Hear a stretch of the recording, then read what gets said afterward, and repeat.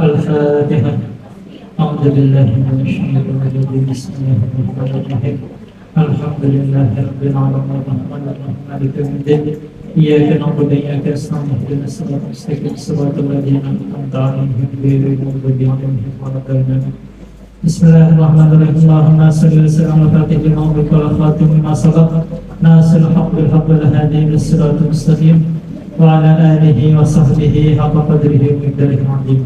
Allahumma akhrijna min rahmi wa akhrijna min rahmi waftah lana abwaaba ilmi zid akhlaqal hasanah amin. Rabbi shrah li sadri wa yassir li amri wahlul 'uqdatam min lisani yafqahu qawli wasaddid lisani wahdi qalbi bihaqqin nabi wal ali. Halaman 86, faidah paling bawah faidah.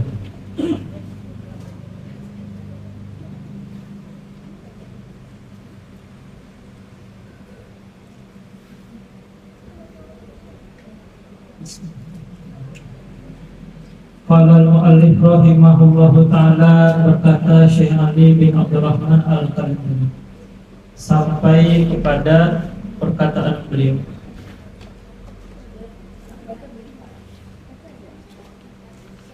Faidah telah dapat semua ya? Dapat semua. Faidah paling bawah halaman 86. Faidah telah menyebut oleh Syekh Ibnu Abdissalam bahwasanya adalah pada syariat Nabi Musa alaihissalam harus berkawin dengan perempuan daripada ketiadaan hingga karena taglib bagi maslahat laki-laki. Ujar Imam Izzuddin bin Abdissalam. Imam Izzuddin bin Abdissalam ini gelarnya Sultanul Ulama. Sultan itu artinya raja atau rajanya para ulama, karena beliau termasuk generasi belakangan, lahir setelah abad ke-8. Enggak ingat Indonesia-nya, yang jelas abad setelah abad ke-8, orang belakangan. Nah, tapi beliau banyak menghimpun berbagai macam ilmu agama, dirangkum oleh beliau. Di antara keistimewaan beliau ada wali besar, cuman jadab. Tahu jadab kalau kelihatan kayak kada tapi batal, kadang-kadang kelakuannya macam-macam. Itu kalau sudah di hadapan si jin hilang jadabnya wali-wali itu. Wali-wali yang jadab itu kalau sudah dihadapkan Izzuddin bin Abdissalam itu hilang jadabnya. Kenapa jadabnya hilang? Karena wibawa syariat yang dibawa oleh Imam Izzuddin bin Abdissalam. Karena syariat itu membungkus hakikat. Syariat itu membungkus hakikat. Kalau orang yang berpenyakit hati, maka justru syariat itu menghijab, menutupi. Tapi kalau orang yang bukan orang yang berpenyakit hati, orang yang hatinya jernih, bersih, nah maka syariat itu akan membungkus hakikat, artinya menyembunyikan hakikat di balik syariat itu. Karena wibawa syariat yang amat besar pada Imam Izzuddin bin Abdissalam, maka orang yang jadab itu berhenti jadabnya di hadapan sidin. Termasuk selain karamah syariat juga dalam rangka menjaga wibawa syariat yang ada pada sidin. Makanya orang-orang yang ahli syariat itu kadang gampang kerasukan. Orang yang ahli syariat kadang gampang jual larut di dalam zikirnya. Ada orang-orang zikir nasyid yang lain selesai ini masih hanya bergerak, hilang kesadaran. Kalau ahli syariat kadang mau itu. Kenapa kadang mau? Karena kalau diibaratkan gelas wadah. Nah, wadah orang biasa sih ini, wadah ahli syariat itu satu drum. Nah, banyak, besar sekali. Sehingga seberapapun hujan madat dari Allah Subhanahu wa Ta'ala itu kadang mau sampai membuat wadahnya penuh, kadang sampainya kehilangan kesadaran. Nah, itu fungsinya syariat. Tapi andai kita bukan ahli syariat, bukan orang yang ahli hukum agama, bukan ahli ilmu tauhid yang sifatnya ilmu kalam usuludin, maka itu bisa diperlebar wadahnya dengan memperbanyak salawat kepada Nabi SAW. Makanya orang-orang yang berzikir kemudian sering hilang kesadaran atau sering terlalu cepat terbuka alam yang tadi kadang mau merasa panasnya karena wadahnya besar, wadahnya luas. Nah, adapun orang secara umum kalau kada bisa belajar syariat maka perbanyaklah salawat kepada Nabi SAW. Salawat 2000 ke atas itu mencukupi biasanya sudah kada perlu aman sudah posisinya, tinggal menjernihkan hati aja.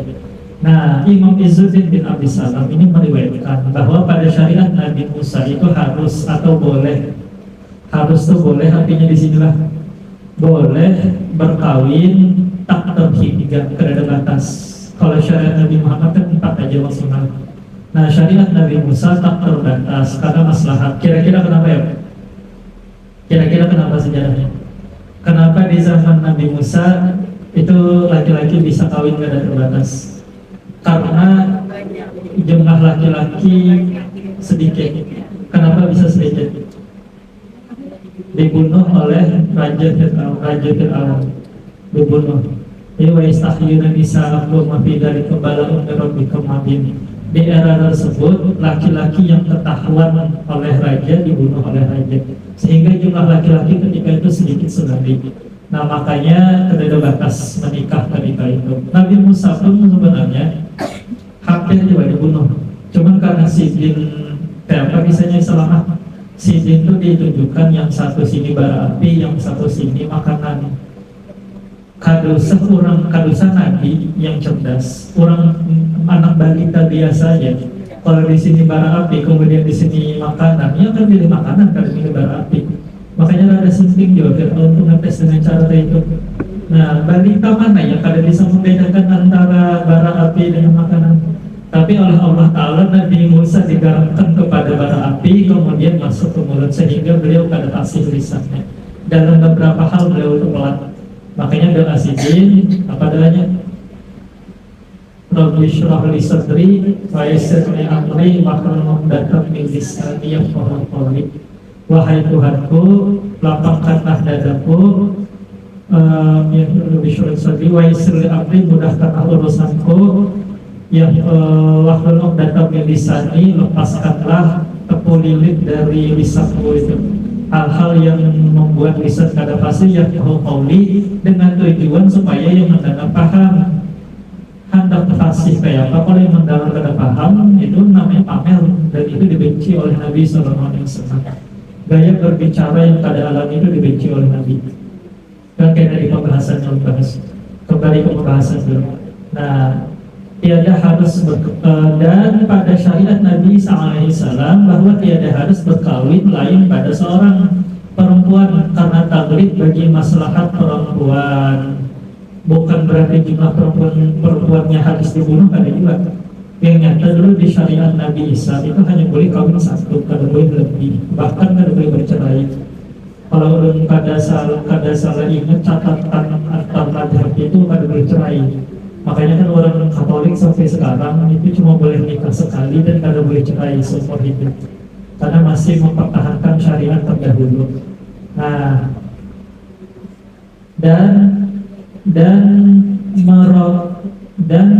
meroi oleh syariat Nabi kita Muhammad SAW akan maslahat bagi kedua baginya, dan hikmah pada bahwasanya Nabi Musa mentabligh ia akan maslahat laki-laki, bahwasanya Fir'aun membunuh ia akan kanak-kanak laki-laki bagi kaumnya, dan menghidup ia akan kanak-kanak perempuan bagi mereka itu.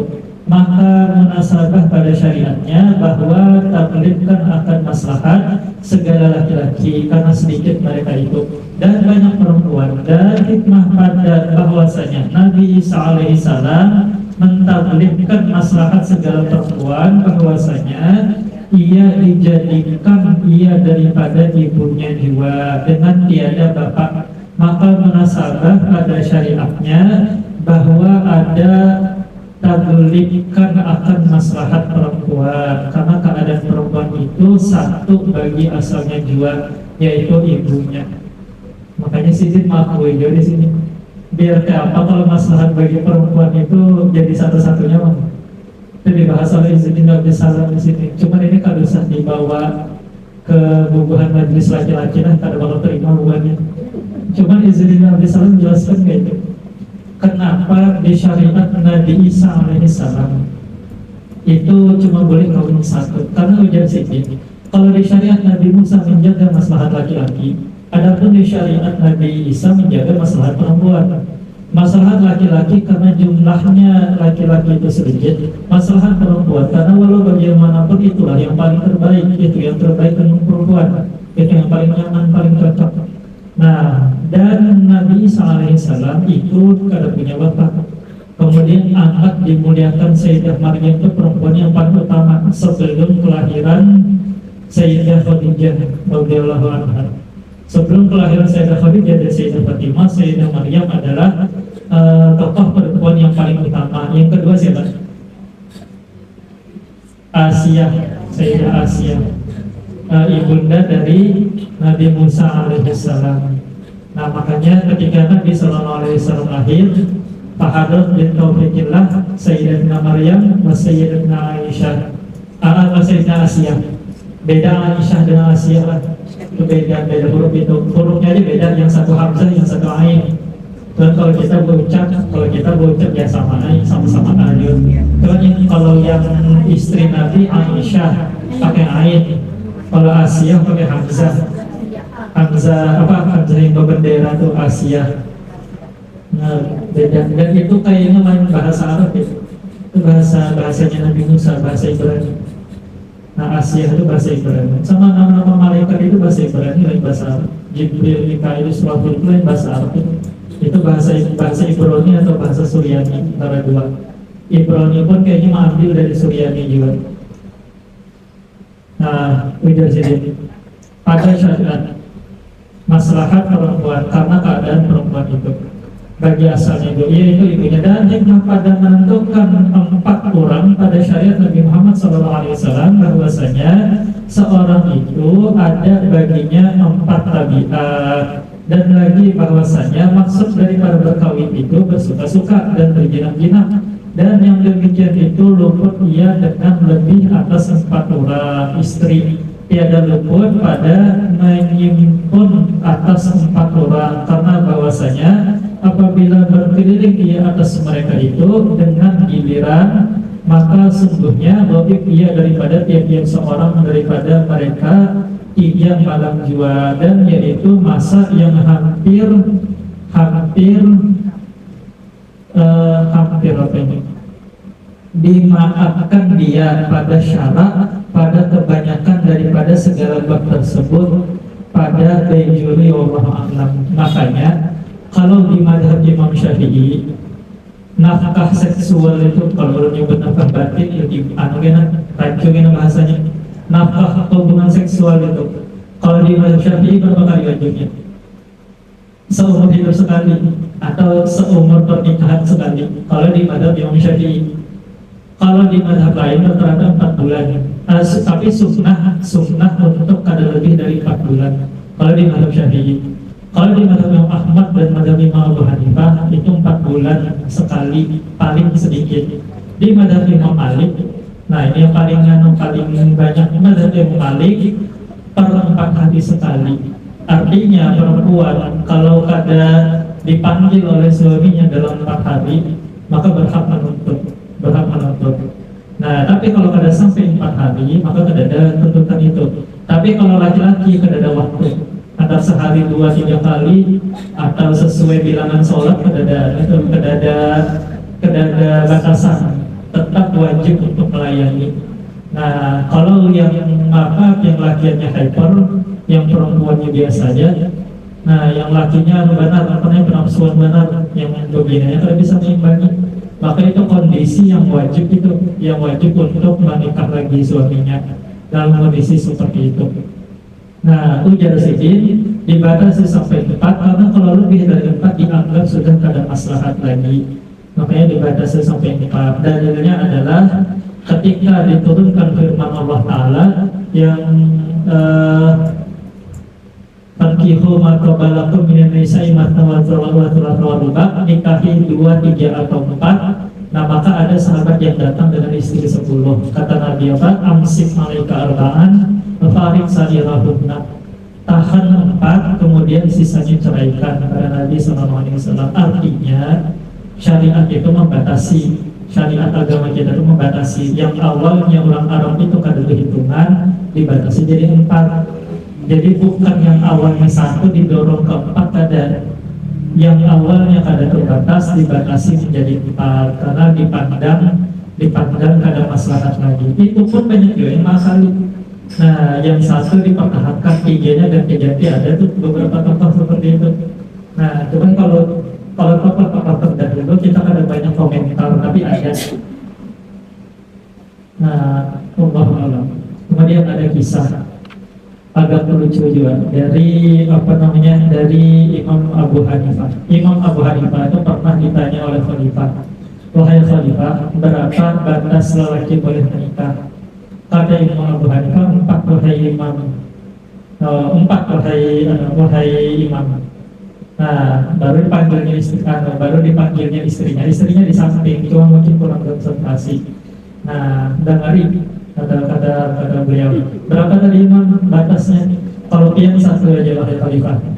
Kamu kan tadi jawabnya 4. Setelah pian memanggil istri pian dengan cara seperti itu, belum paham, dan saya yakin bahwa pian kada bakal mampu berbuat adil karena cara memperlakukannya itu kayak itu. Nah, cuman itu kada serius. Itu Imam Abu Hanifah beri contoh aja, tapi kada serius. Karena kalau sekedar manggil kayak dia kada dianggap.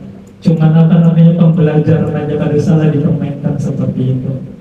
Nah, al-babus sadis wal ishrun fi tahdidiz zina. Bab yang ke-26 pada menyatakan sangat jahat berzina dan siksanya.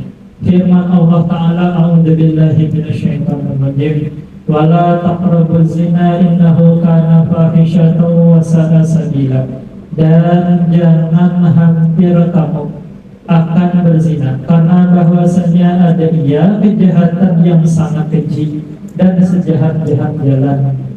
Qala Nabi, ini kan syariat Allah Ta'ala itu bisa lah berubah-ubah. Bisa ada syariat Allah Ta'ala berubah-ubah. Syariat Allah Ta'ala itu pasti yang terbaik lah di zaman itu. Pasti yang terbaik untuk maslahat manusia. Kira-kira yang ada. Sebagian besar syariatnya iya, tapi itu bukan syarat. Seringkali syariat Allah Ta'ala itu murni untuk menguji kita, murni untuk menguji kepatuhan kita. Makanya beberapa babnya itu bisa berubah. Kalau dikatakan misalnya nikah 4 adalah yang terbaik, kenapa di zaman Nabi Musa ada dibatasi? Kenapa di zaman Nabi Isa hanya 1? Nah, jadi hikmah itu banyak pilihannya. Setiap syariat ada hikmahnya. Tapi apakah itu hikmah terbaik? Belum tentu. Hikmah terbaik adalah menguji kesetiaan kita, menguji kepatuhan kita. Itu hikmah yang terbaik, itu hikmah yang tertinggi. Nah, kemudian juga dalam syariat Nabi Musa, bertaubat dari dosa besar, habis berbuat zina misalnya, caranya kayak apa? Bunuh diri. Di zaman Nabi Musa, taubat itu dilakukan dengan bunuh diri ketika perbuatannya itu dosa besar. Nah, apalagi syirik, perbuatan syirik, pernah main dukun, atau hal-hal lainnya, atau perzinahan seperti ini, hukumnya adalah bunuh diri. Bukan orang lain yang membunuh lain. Kalau di syariat agama kita, kisos orang yang membunuh. Kalau ini bunuh diri. Nah, makanya ketika kejadian Musa As-Samiri yang bikin patung sapi dan disembah itu ada hampir 80.000 orang yang meninggal dalam keadaan bunuh diri saat bunuh-bunuhan. Cuman Allah Ta'ala ringankan adabnya dengan wanzalna alaikumul ghamama wanzalna alaikumul matasalla. Allah Ta'ala turunkan awan yang pekat sehingga orang di lapangan itu ada melihat lagi siapa di depannya. Pokoknya siapa ada di depan bunuh, siapa ada di depan bunuh. Itu syariat Nabi Musa alaihissalam berat. Nah, kemudian di Nabi Musa juga, kalau hendak beribadah wajib di tempat ibadahnya. Makanya Yahudi dengan Kristen itu kada bisa beribadah selain di sinagog atau di gereja. Mereka cuma bisa di situ. Adapun bagian Nabi SAW, menjengkelat selial ardu masjidan wa tahura. Bumi sehamparannya itu jadi tempat sujud dan dianggap suci. Artinya bisa dijadikan sholat. Kemudian di syariat Nabi Musa, kalau ada najis pakaian, kayak apa bersihnya? Dipotong. dibuang, potong, buang. Kalau kita kan dicuci aja pakai air kebanyakan. Nah, kecuali najisnya pengulangan nanti baru baru dicampur debu. Tapi kadang-kadang kesanya harus dibuang, darah pekat misalnya disempak di celana dalam, pekat darah air. Anulah harus sampai bersih lah, total. Sedapatnya kita aja setelah dipucuk, disikat pakai sabun, masih bebekas sudah aja suci sudah. Ada perlu sampai dibuang diganti, ada perlu. Nah, itu syariat kita pentingnya. Artinya banyak aspek syariat itu berubah-ubah satu dengan yang lain. Nah, satu syariat ini cuma syariat yang paling ringan itu adalah syariat Nabi SAW. Nah, ada pun zina mulai dari Nabi Adam sampai akhir zaman kelak itu tidak pernah dihalalkan.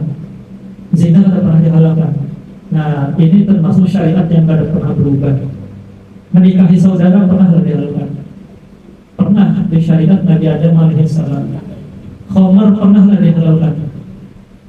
Pernah belajar. Pernah di syariat Nabi Isa alaihissalam. Unta pernah diharamkan. Pernah di syariat Nabi Soleh alaihissalam. Kalau kada salah malah di syariat yang dipakai Sayyidah Maryam disebut apa? Di syariat yang dipakai di area di wilayah Sayyidah Maryam itu. Unta atau makanan apa itu? Pokoknya di kita halal, di mereka tidak halal itu. Nah, pokoknya apa yang halal saat ini di agama Yahudi, apa yang halal di agama Yahudi, dan halal di kita itu termasuk warisan-warisan dari syariat terdahulu. Nah, kalau zina tidak pernah dihalalkan. Kaidah fikihnya kayak ini. Sesuatu yang pernah dihalalkan oleh Allah Ta'ala kadar berdosa kalau kita menghayalkannya. Menghayalkan apa? Rasanya anu dirilah, rasanya anggur itu kayak apa? Walaupun kurang gawian, kada berguna itu termasuk kehendak yang kita wajib taubat, kehendak kada berguna. Cuman menghayalkan sesuatu yang pernah dihalalkan itu kada berdosa. Nah, kada dianggap sebagai khayalan atau keinginan yang berdosa. Tapi menghayalkan keinginan yang kada pernah dihalalkan oleh Allah Ta'ala berdosa hukumnya. Salah satu yang kada pernah berubah dan selalu diharamkan adalah zina dan makan babi. Memakan babi dan segala jenis olahannya itu kada pernah dihalalkan di syariat manapun. Nah, setahu kami catatannya hanya dua itu. Adapun yang lain-lain itu pernah dihalalkan oleh Allah Ta'ala. Yang membunuh kada pernah juga dihalalkan, membunuh tanpa hak. Nah, kalau bunuh diri pernah, bahkan jadi wajib. Tapi ya itu tadi di syariat Nabi Musa. Ya kemungkinan di agama Syiah kayak itu juga, yang harakiri itu.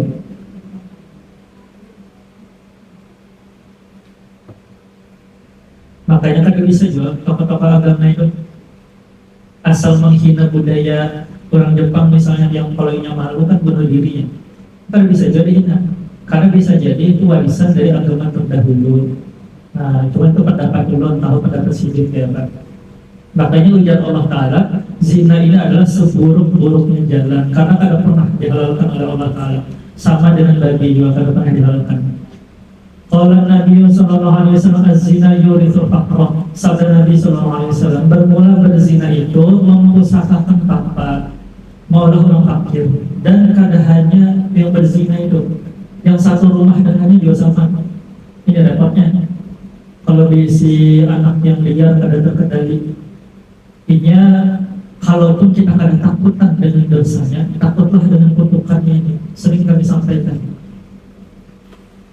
Cuma itu zina yang sampai masuk ke dalam. Kalau yang sampai kada masuk ke dalam, itu namanya dosa besar.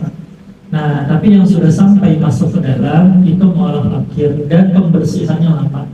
Bisa dibersihkan tapi lama. Dan yang kena itu kada hanya pelaku. Nah, yang satu rumah juga. Makanya kalau ada naudzubillah yang satu rumah seperti itu, baiknya suruh ngekos saja, cari wadah lain.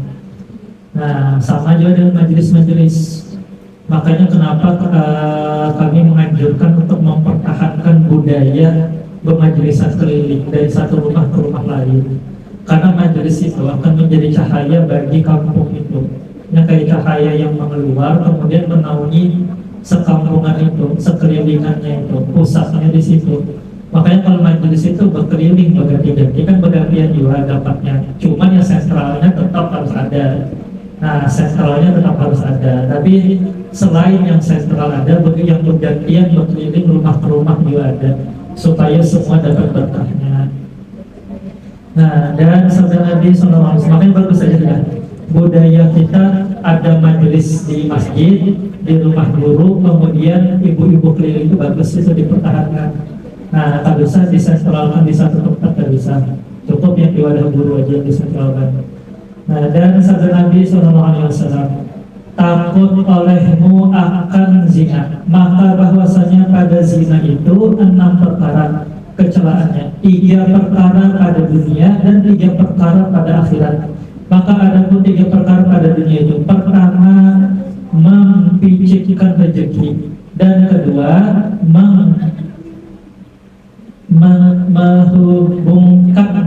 menghilangkan berkat, dan ketiga apabila keluar rohnya dinding akan dia daripada Allah Ta'ala dan menirik ia kepada neraka dan kepada malaikat Zabaniyah. Dan ada pun 3 perkara, makanya dinetralisir lah. Kalau yang pernah berdosa ada yang lainnya dinetralkan. Amalan pelancar rezeki, salawat 1000 kali. Kemudian kalau masuk rumah, nah ulunnya agak kanu juga, jangan lu takutkan ke guru lain. Kalau agak ulun melajari alif-las sekali, tapi rekaman agak guru belum dapat alif-las 3 kali. Nah, 3 juga kan? Kalau belajar ilmu sekali diingatan ulunnya 3 kali itu berarti. Kalau minimal sekali. Mungkin karena ulun dianggap kada rajin bacanya, jadi sekali aja daripada kada dapat sama sekali. Nah, cuma 3 yang dapat dari tahun 23 sempurnanya 3. Tapi kalau kita kadar semangat, orangnya jangan langsung dihantam 3. Atau saking malas kalau 3 sudah hari 1. Nah, seminimal-minimalnya itu jangan kada dibaca. Ini karena malas baca 1000, kada dibaca sama hari. Kalau malas baca 1000, rajinnya berapa? 100 tahun baca 100. Jangan ditinggal sama sekali. Nah, kemudian kalau hendak, walaupun kada yang 100% kada tembus, masih kada tembus, tapi untuk menolak bala dan menolak sihir, baca juga ayat kursi. Banyak benar itu ayat berarti. Nah, masuk itu alif-las 3 kali, ada ayat kursi. Nah, sekali aja ada sampai 3 kali. Nah, itu menetralisir bala dan sihir-sihir, walaupun ya kada 100% juga. Amaliyah yang 100% menangkal sihir itu udah ada.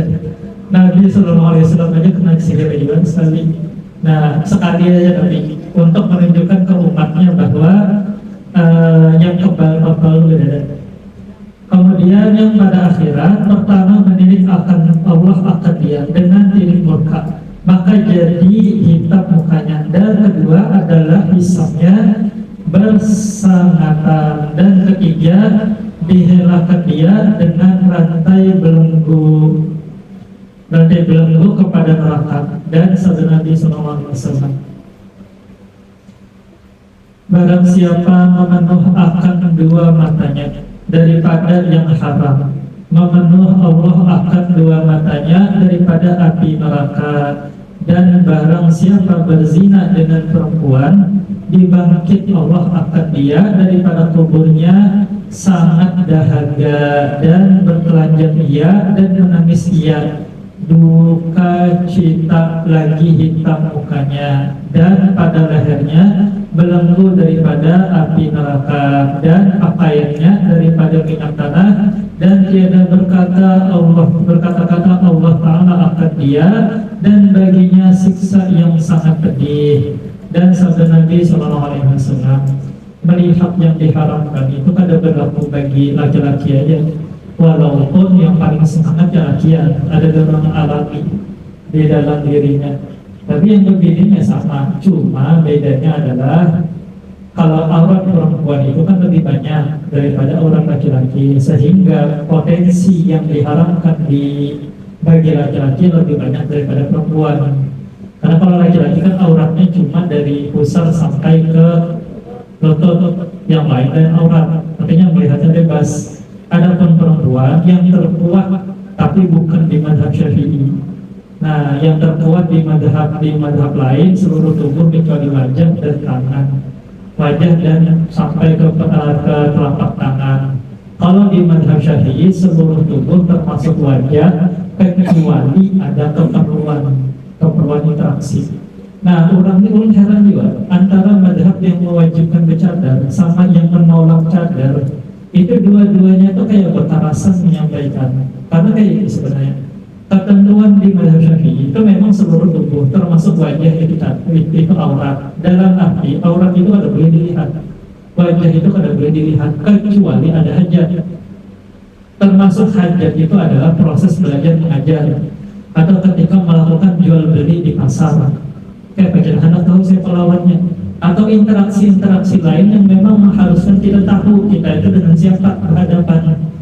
Nah, tapi kalau tidak ada keperluan di mazhab Syafi'i, tidak ada keperluan, pokoknya ada bebinian lewat naik sepeda motor dilihat. Nah, nyapa aja nggak ada, ngobrol aja nggak ada, nanya sesuatu apapun nggak ada, kecuali kita berhenti di pinggir jalan, kemudian tanya gang 80 di mana lah, di sebelah situ, itu bisa kita melihat karena ada hajat di situ. Nah, ada pun kedua pihak itu kerasan, yang satu berkeras harus ditutup pakai cadar, yang satu lagi berkeras harus bebas melihatnya. Nah, padahal ada dua-duanya kalau mazhab Syafi'i. Adapun kalau mazhab lain lebih ringan, selama kada sampai kada sampai berdiri itu adiknya, atau kedada niatan menikmati itu kada dilarang. Kalau di mazhab Imam Malik. Nah, mazhab Imam Ahmad sama dengan mazhab Syafi'i, lebih berat dalam hal ini. Nah, jadi nah, adapun kalau laki-laki wajah itu kada dianggap sebagai kada dianggap sebagai aurat. Nah, kecuali orangnya agak kelainan, lihat wajahnya dia atau sudah ada dorongan birahi di dalam dirinya, haram benar. Nah, melihat guru-guru yang apalagi yang viral-viral yang di medsos itu kan ada hanya suara bagus itu, makanya kadang bungas juga. Kalau dorongan melihatnya itu kada birahi, sama ya haram juga. Nah, sama aja, cuman kan jarang beginian yang kelainan atau hypernya itu kan jarang, kebanyakan yang laki-laki gitu. Nah, cuman kalau di mazhab Syafi'i, selama lain wajah langsung, itu sebenarnya lemahnya mengatakan dilarang itu selama lain wajah langsung. Artinya kalau dicontohin atau di foto atau di rekaman video. Nah, misal di HP ulun ini ada gambar wajah orang misalnya, aurat lain, gambar aurat tapi bukan aurat. Aurat itu anggota tubuh aurat. Tapi kalau ini namanya layar HP, nilai aurat ini cuma menggambarkan aurat. Tapi kalau di hukum kita sesuatu yang menggambarkan kada sama dengan yang digambarkan itu sendiri. Gambar dari paha itu kada sama dengan paha itu sendiri. Nah, dibedakan di mazhab kita. Kemudian barang siapa, dan sabda Nabi Sallallahu Alaihi Wasallam, barang siapa berzina dengan perempuan yang ada lakinya, maka adalah atas keduanya siksa yang sangat pada hari kiamat. Maka menghukum Allah Ta'ala akan suaminya dengan suruh mengambil ia akan kebajikan dan ditanggung ia dosa suaminya, serta dahulukan dia kepada neraka ini jika tiada mengetahui suaminya akan istrinya berzina. Adapun jika mengetahui suaminya akan istrinya berzina dan diam-ia, maka diharamkan Allah Ta'ala atas suaminya akan surga, karena bahwasanya tersurat pada pintu surga, engkau orang dayus, yaitu yang memperkenankan kejahatan atas isi rumahnya dan ridho ia baginya dan tiada masuk surga orang itu, dan bahwasanya 7 kepala langit dan bumi dan segala bukit melaknatkan orang berzina dan orang dayus. Qala Nabi sallallahu alaihi wasallam, perceraian itu kada selalu dibenci oleh agama. Ada kondisinya ketika orang itu nyata-nyata terbukti berselingkuh, itu termasuk keadaan yang disunahkan untuk menceraikannya, baik laki-laki menceraikan langsung atau perempuan melakukan gugat cerai.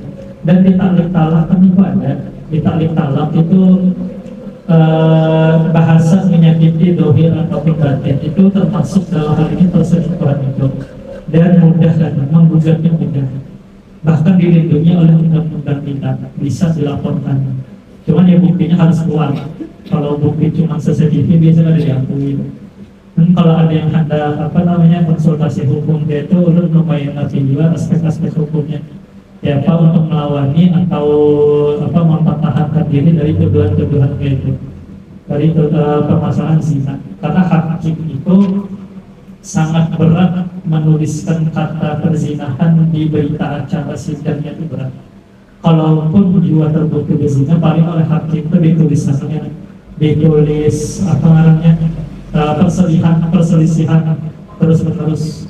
Karena siapapun yang berzina pada hulu itu bakal kena habis-habisan di pengadilan, kena digini, kena didenda, kena kalah dalam hak asuh anak, pokoknya kalah di segala sisi. Makanya berat hakim itu sampai menulis perzinahan di berita acara itu berat. Nah, dan yang lainnya. Dan secara agama juga luar biasa ancaman dari Nabi Sallallahu Alaihi Wasallam. Qala Sallallahu Alaihi Wasallam, wallahu ta'ala a'lam bis-shawab. Kita beralih ke kitab sifat wakil.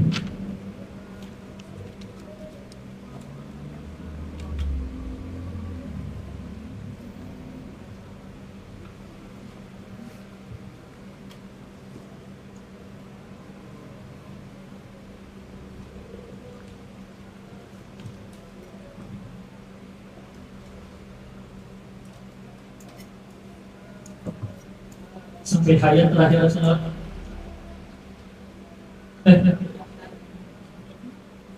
sama basar loh ya, yang dibaca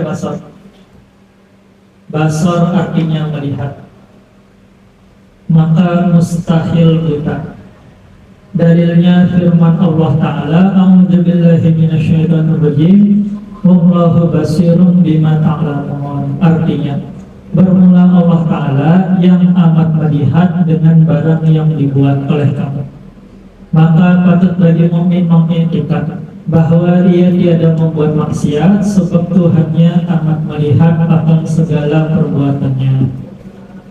Sifat Allah Subhanahu wa Ta'ala yang ke-12 adalah basar, artinya maha melihat. Mustahil lawannya buta. Dalilnya adalah Allahu basirun bima ta'malun. Allah Ta'ala maha melihat dengan yang kita kerjakan. Nah, ta'alluq dari sifat basar apa? Segala yang mewujud. Itu kalau kadar hafal, baiknya ada simpanan catatan seorang itu ta'alluq gitu. Nah, walaupun kalau orang tidak pernah dicatatan, cuma orang paham jujur penerapannya. Maksudnya kayak ini, kalau memahami alurnya tuh kayak ini. Kita kan di awal ada belajar hukum akal. Hukum akal itu kan wajib, mustahil, jaiz. Hukum akal itu disasar oleh ilmu. Karena baik yang mustahil, yang wajib maupun yang jaiz itu diketahui oleh Allah Ta'ala. Sehingga ta'aluk dari sifat ilmu adalah ketiga hukum akal itu. Kan masuk akal ya itu hubungan antara hukum akal dengan ilmu. Kan kalau di mana itu. Nah, dapat kita hubungannya. Makanya kan kada perlu menghafal ilmu itu ta'aluknya hukum akal, kada perlu menghafal kan. Karena ngerti arahnya. Yang namanya ilmu yang menyasar segala yang wajib, mustahil atau jaiz. Kemudian qudrat irodat itu sasarannya adalah yang jaizat atau yang sifatnya boleh. Karena kalau yang wajib dari hukum akal itu pasti terjadi, yang mustahil kan mungkin terjadi. Contoh, HP sebesar ini bisalah masuk ke dalam wadah halus kayak ini.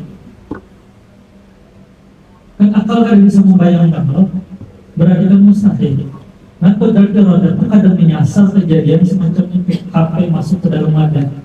Karena bahkan akal itu kan bisa membayangkan itu ta'aluk dari qudrat dari irodat.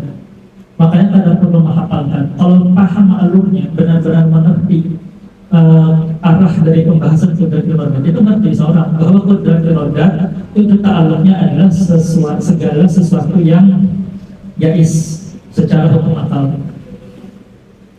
Nah, ini dita'aluki oleh qudrat dan irodat. Maka segala yang jaiz, kehendak Allah Ta'ala, kejadiannya pun qudrat Allah Ta'ala yang menciptakan. Maka setiap detail kejadian di alam semesta itu kehendak Allah Ta'ala, dan yang menimbulkan juga kehendak Allah Ta'ala. Kipas itu bisa posisi di sini, itu Allah Ta'ala berkehendak, dita'aluki oleh irodat. Kemudian ini menimbulkan angin yang berhembus itu, bertiup itu, kudrat Allah Ta'ala yang menggerakkan. Atau lebih jelasnya lagi, kudrat Allah Ta'ala yang bergerak itu, bukan angin yang bergerak, tapi kudrat Allah Ta'ala yang bergerak, dan lainnya segala macam. Makanya menghafalkannya kayak itu, kepada yang jaizah, kudrat irodat kepada yang jaizah. Kemudian sama basar kalam itu kepada yang mewujud. Segala yang wujud Allah Ta'ala bisa ta'aluk menampakkan sifatnya di situ. Kada hanya mulut. Kita kan tahunya mulut yang bisa berbicara, kita tahunya mata yang bisa melihat, kita tahunya benda telinga yang bisa mendengar. Sebenarnya ada apapun yang wujud, sesuatu yang wujud, Allah Ta'ala bisa aja tampakkan sifatnya di situ. Nah, makanya benda-benda di sekeliling kita di akhir kelak akan bersaksi. Artinya dari sekarang pun benda-benda ini melihat Allah Ta'ala tajalli sifat basar yang maha melihatnya ini pada segenap makhluknya, segala yang wujud. Sama basar alam. Kemudian sama juga seperti itu mendengar. Allah Ta'ala maha mendengar, dan makhluk yang Allah Ta'ala jadikan saksi di akhirat kelak itu adalah segala yang mengitari kita itu. Mereka mendengar dan melihat kita, kemudian memberi kesaksian di akhirat karena dita'aluki oleh sifat sama dan basar Allah Subhanahu wa Ta'ala. Kemudian kalamun seperti itu nanti, tangan kita ini kan ada mulutnya, tapi bisa Allah Ta'ala tampakkan sifat kalamnya di tangan dan kaki di akhirat kelak. Nah, maka ta'aluk dari sifat basar itu adalah segala yang wujud. Nah, cuman bedanya itu kayak ini. Ini penjelasan. Jadi jangan dianggap kejadiannya kayak itu. Kalau di ilmu kalam, ta'aluk itu artinya disasar, artinya apapun yang wujud, Allah Ta'ala memandang itu, mengetahui itu, melihat itu, apapun yang wujud. Kalau dari sisi ilmu kalam. Tapi kalau dari ilmu tasawuf, ilmu makrifat, maka sifat Allah Ta'ala yang nampak di situ. Jadi bukan bukan ini bukan ilustrasi. Jadi bukan kalau di ilmu kalam ini sifatnya misalnya, maka ini menyasar kepada yang disasar. Makanya ulun ilustrasikan dengan gambar cahaya ini, menyasar sesuatu yang dita'aluki, disasar oleh sifat itu. Nah, seperti seperti cahaya ini menyasar. Tapi ini mengandaikan sifat Allah Ta'ala itu kada bisa dibayangkan kayak apa, dan kada kita mengerti juga. Cuma kalau ta'aluk itu disasar. Nah, adapun kalau tajalli itu nampak di situ. Artinya sifat Allah Ta'ala nampak. Allah Ta'ala tampakkan sifatnya di segala yang wujud itu. Allah Ta'ala maha melihat di segala yang wujud itu. Tinggal apakah Allah Ta'ala tampakkan atau tidak. Nah, makanya kadang-kadang benda tertentu, misal pohon yang dipanggil oleh Nabi SAW, dipanggil oleh Nabi, ya datang nih. Ya asridawatihil asliya bisajidatan. Pohon itu datang ketika dipanggil Nabi. Artinya ini yang melihat, dan ini tahu juga posisi Nabi di situ melihat. Karena Allah Ta'ala tajalli tampakkan sifat sama dan sifat basarnya di pohon itu. Di mana Allah Ta'ala bisa tampakkan sifatnya.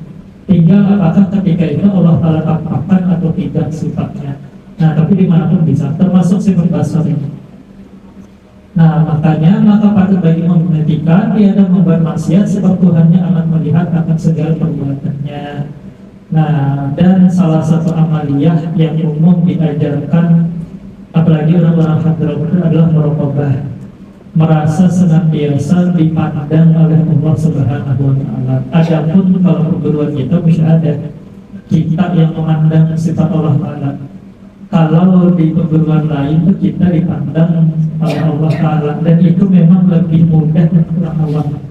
Untuk orang awam lebih mudah merokobah daripada musyahadah, merasa dipandang oleh Allah Ta'ala. Makanya Nabi pun mengungkapkan fa'ilam takun tarahu fa'innahu yarak. Perintah Nabi pertama apa? U'budullah ka'annaka tarah.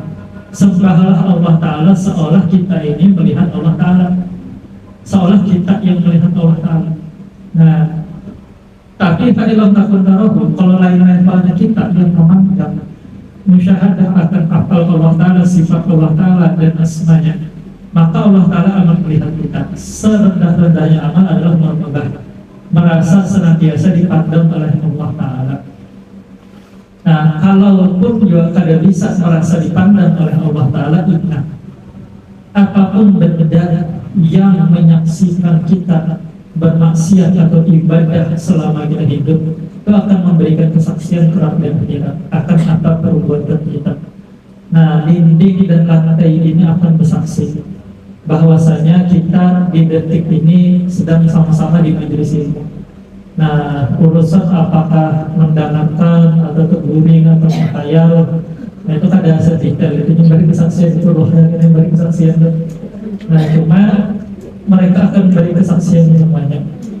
Nah, beri kesaksian tentang apa yang kita lakukan di detik ini. Kalaupun kita bisa merubah, lebih baik sekalian aja merubah, merasa Allah Ta'ala yang mengawasi kita, yang memandang kita. Makanya tiada membuat maksiat sebab Tuhannya akan melihat akan segala perbuatannya adanya. Kemudian kalam artinya berkata-kata, maka mustahil telur. Dalilnya firman Allah Ta'ala, a'udzubillahi minasyaitonir rajim, wa kallama Musa taklima. Artinya berkata-kata Allah Ta'ala akan Nabi Musa akan sempurna kata adanya. Bahkan di satu riwayat, Nabi Musa itu setiap selesai dibukakan sifat kalam Allah Ta'ala, beliau itu tutup telinganya karena kadang mau mendengar suara makhluk. Kalau ada yang pernah beli si headset larang, itu tahu rasanya apa, speaker larang. Kita terbiasa dengan speaker yang kayak ini kualitasnya, misalnya diperdengarkan speaker cempreng itu sakit telinga tuh. Kada nyaman, karena sudah terbiasa yang bagus, sudah terbiasa yang kualitas bagus. Begitupun Nabi Musa alaihissalam, ketika beliau ditajallilkan oleh Allah, ditampakkan oleh Allah Ta'ala sifat kalamnya, nah maka Nabi Musa itu menutup telinganya, kadang mau mendengar suara makhluk, karena amat jauh rasanya antara suara makhluk dengan sifat kalam Allah Subhanahu Wa Ta'ala. Nah, akan sempurna adanya. Maka patut bagi mukmin mengertikan bahwa ia banyak memberi zikir pada Allah Ta'ala dengan pengharapan sebutan Allah Ta'ala jua adanya. Karena untuk ini ana jalisu man dakarani fa in dakarani fi nafsi dakartuhu fi nafsi. Aku ini bersama orang yang duduk berzikir kepadaku, apabila dia berzikir sendirian maka aku pun menyebutnya pada zatku. Nah, fa'in datarna fi malain, kalau dia berzikir di khalayak ramai, maka datartuhu fi malain khairun minhu. Aku sebut dia di khalayak ramai yang lebih mulia daripada yang dia sebut, yaitu para malaikat. Pertanyaan lebih mulia mana, malaikat sama manusia? Manusia sama malaikat. Secara umum lebih mulia malaikat, karena malaikat kada pernah bermaksiat kepada Allah Ta'ala. Cuman manusia yang berhasil menaklukkan hawa nafsunya itu derajatnya lebih tinggi daripada para malaikat. Nah, lebih tinggi derajatnya manusia yang berhasil menaklukkan hawa nafsunya, yaitu manusia yang kada lagi memandang dirinya berisi wujud, dirinya berisi perbuatan, dan dirinya berisi kehendak. Nah, makanya kadang-kadang aneh dan agak merusak juga melihat ada orang-orang menggambarkan betapa mulianya seorang wali di daerah mana gitu. Ada orangnya di daerah mana digambarkan wali itu amat mulia, tapi penyarikan juga. Ada boleh ada orang yang melewati makam mulia. Kalau melewati makam itu mati. Ini burung diterbang di situ mati. Ya. Ada tuh kisah itu. Ada orang sebut namanya dulu karena ada viral.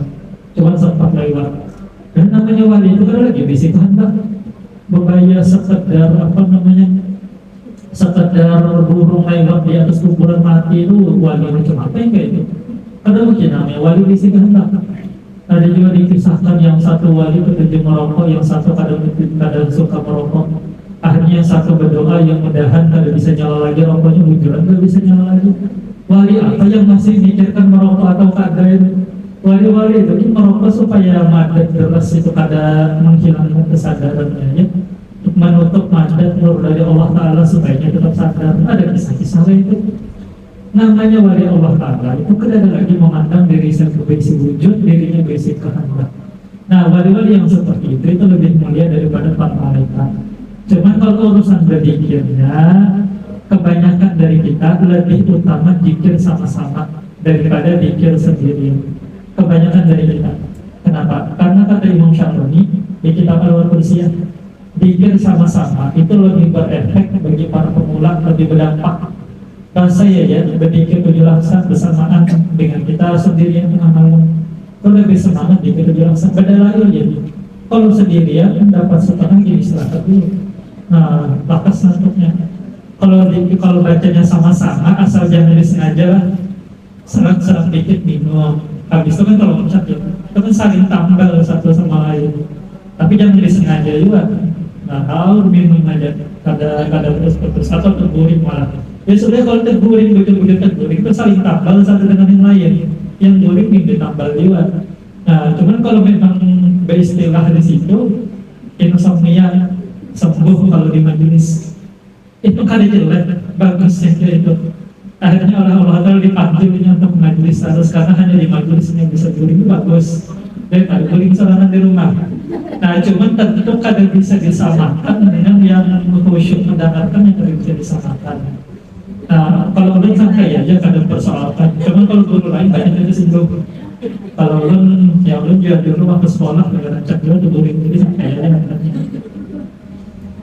Nah, kembali ke pembahasan. Jadi kalau kita berpikir itu sama-sama, kebanyakan dari kita lebih utama. Tapi ketika orang-orang itu sudah terbiasa hanyut di dalam berpikir sendirian, itu lebih utama daripada yang berpikir sama-sama. Itu lebih utama. Makanya Al-Bahur itu kalau kalkim bersalawat dapat tiketnya itu kada pernah datang dari itu. Jadi begitu soalan. Karena kan kalau kalkim bersalawat bikinnya sama-sama. Salawatnya juga kadang-kadang kada yang khusyuk banget. Kadang berkibar-kibar bendera, kadang apa lah. Nah, kalau dikir serangan lebih khusyuk, bisa terbaca lebih khusyuk. Nah, makanya tergantung profesional orang. Ada orang-orang yang lebih utamanya hadir selawat bareng sama-sama.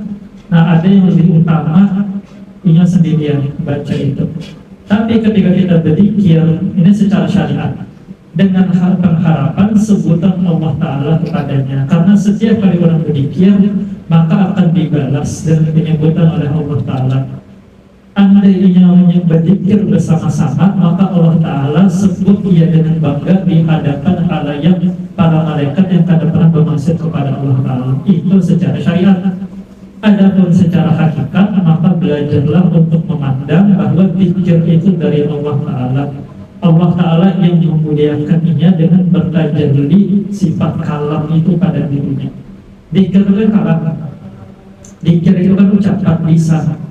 Zikir itu lisan, zikir itu ucapan. Nah, maka Allah Ta'ala bertajalli pada makhluknya. Kemudian sifat kalam yang bagus-bagus, yang baik-baik secara syariat dinampakkan di kita. Maka kita pandang, mulai latihan memandang itu dari Allah Ta'ala. Dan kalau hati kita khusyuk, mulai terasa itu. Nah, terasa lisannya kayak bergerak kayak itu aja. Tapi Allah Ta'ala yang menggerakkan lisannya itu, sehingga orang itu berpikir itu seakal-akalnya pikir. Nah, cuman kata Imam Syaroni juga, zikir itu teratur dan wajib dijaga bacaannya selama kita masih sadar. Selama kita masih sadar diatur bacaannya, jangan ngasal. La ilaha illallah, la ilaha illallah ya. Begitu Pak ada? La ilaha illallah, la ilaha illallah. Salah, berubah sudah hurufnya. Yang namanya zikir la ilaha illallah. Kalau dibaca lagi la ilaha illallah, la ilaha illallah. Kalau dibaca lagi, tapi kalau la ilaha sudah la ilaha, berubah sudah hurufnya. Nah, jadi la ilaha illallah atau persingkat la ilaha illallah. La-nya itu panjang. Panjang itu walaupun sedikit tapi ada dipanjangkan. La ilaha illallah atau la ilaha illallah. Nah, ilah kalau boleh panjangkan, kalau boleh baca ilah, kalau boleh. Nah, jadi harokatnya panjang pendeknya diperhatikan tetap. Cuman ya kita mengikuti lagu yang umum itu boleh sudah. La ilaha illallah, la ilaha illallah. Yang penting jangan terbaca la ilaha. Kedada dipanjangkan sama sekali itu keliru di situ. Selama masih sadar wajib menjaga ketepatan huruf dan tajwidnya. Tapi kalau kita sudah kada sadar, apapun yang keluar dari lisan itu dikir. Kalau ada yang pernah melihat videonya atau malah melihat langsung orangnya, nah itu kan kalau dikir nasyid itu kalau ada yang terumpang di situ yang hilang kesadaran, itu kan kada karuan lagi sudah yang keluar dari mulutnya, bisa atau wajah itu. Nah kada teratur lagi sudah, itu sudah dikirnya. Karenanya pasrah sudah dengan apa Allah Ta'ala tajalli di situ, tajalli kalamnya di situ, pasrah.